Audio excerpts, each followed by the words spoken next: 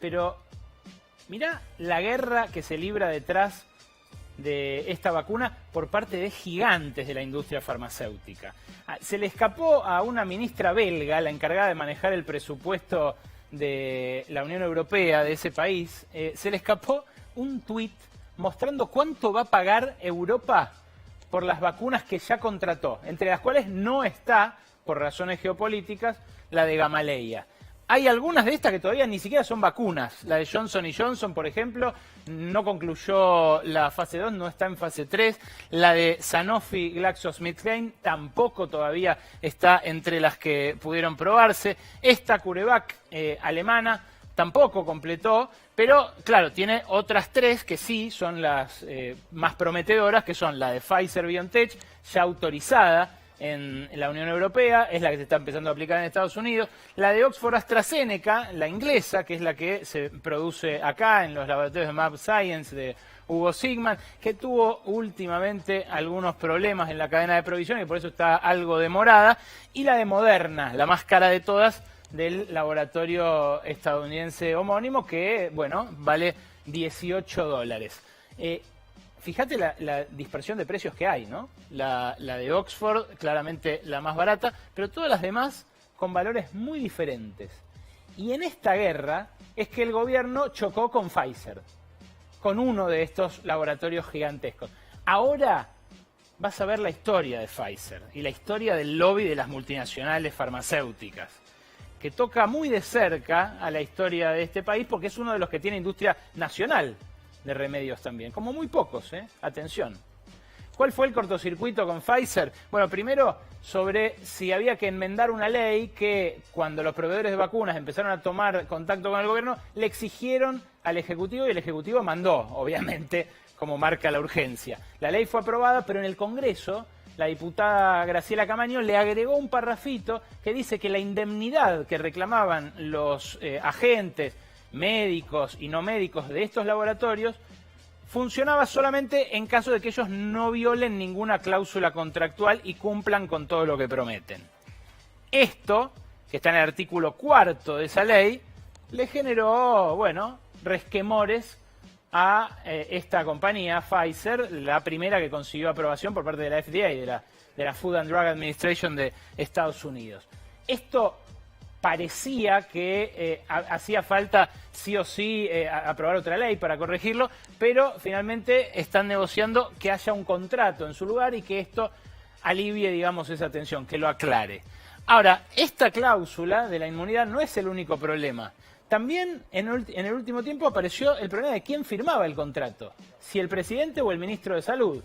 Bueno, esta dificultad también se zanjó en las últimas horas porque el presidente no quiere ser él, considera que por derecho administrativo corresponde que lo haga el ministro de Salud. Y un problema también es el flete. Así como Aerolíneas fue a buscar la de Gamaleya, los de Pfizer exigen sí o sí que sea DHL la que la traiga y esto, bueno, implica un costo adicional. Pero te decía que esto navega el carril de un lobby histórico.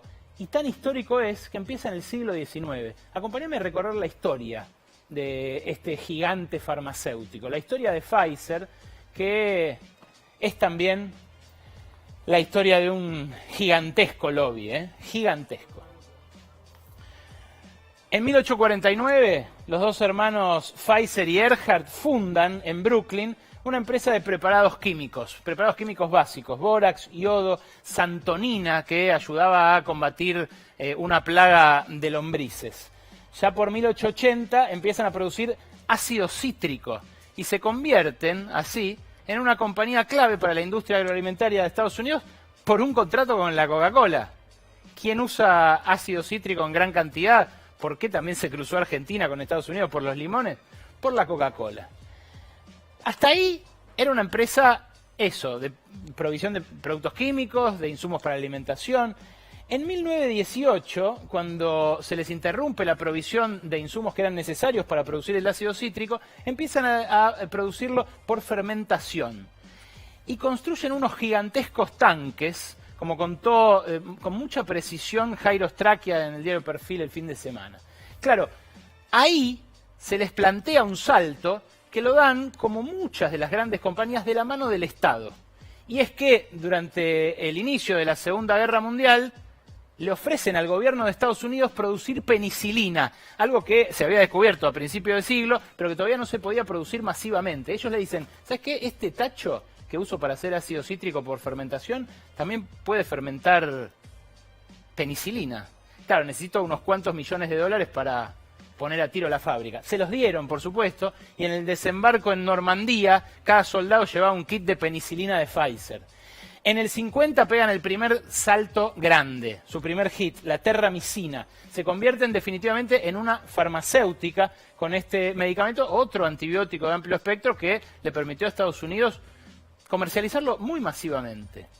Bueno, esto hasta ahí es la historia del progreso de una empresa, apalancado, claro, en el Estado, cuando les dije, se convirtieron en un engranaje del aparato militar industrial.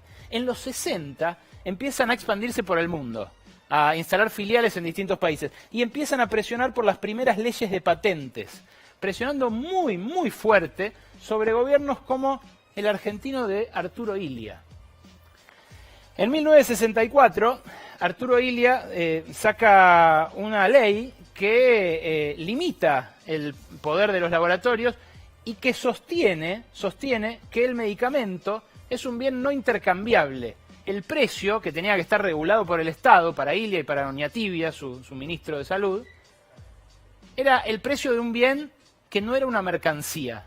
Entonces, limitan los gastos de propaganda, limitan los gastos de publicidad, limitan la posibilidad de girar regalías al exterior por parte de los laboratorios multinacionales, establecen reglas para la compra de insumos, para que le compren a determinadas empresas y eso incorpore tecnología acá, reglamenta muchísimo, digamos, una industria que desde Estados Unidos venía a comerse a los niños crudos.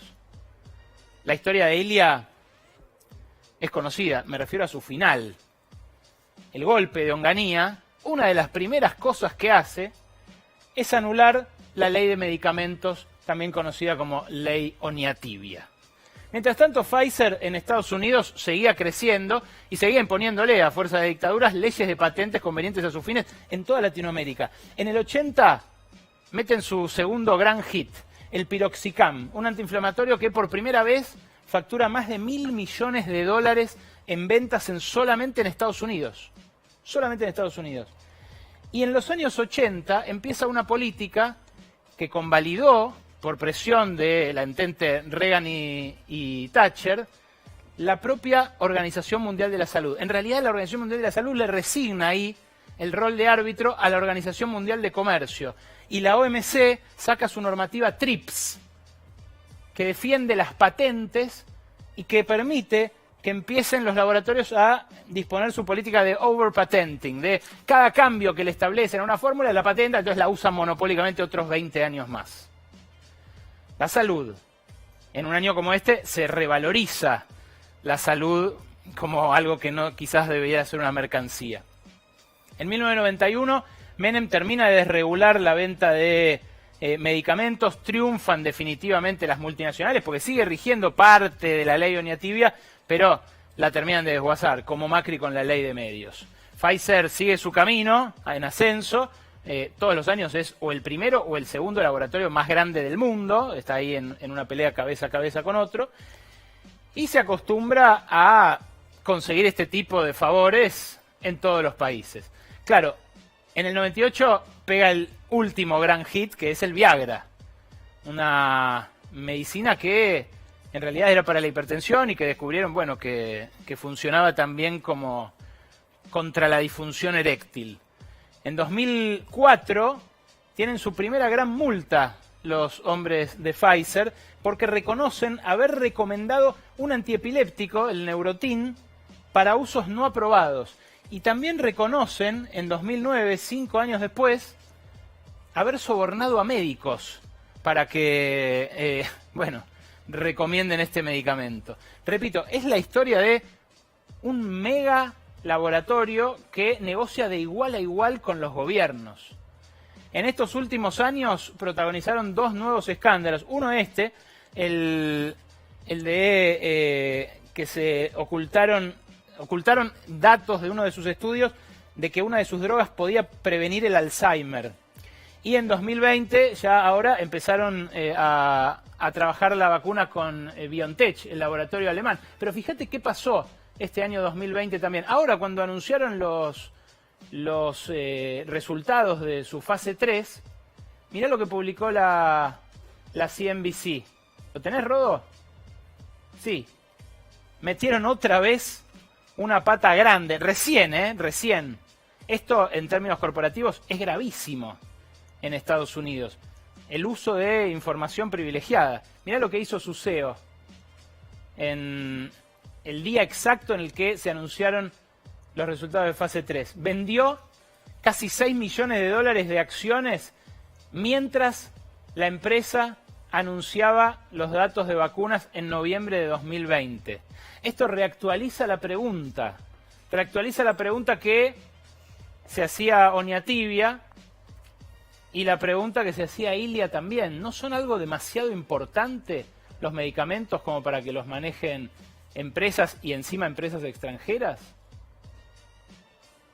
El gran argumento que suele darse es que hace falta ese beneficio, esa ganancia del 60-80% que dicen que va a tener Pfizer de cada unidad de vacuna, porque con esas mega ganancias apalancan nuevos descubrimientos tecnológicos. Bueno, en este caso no fue así.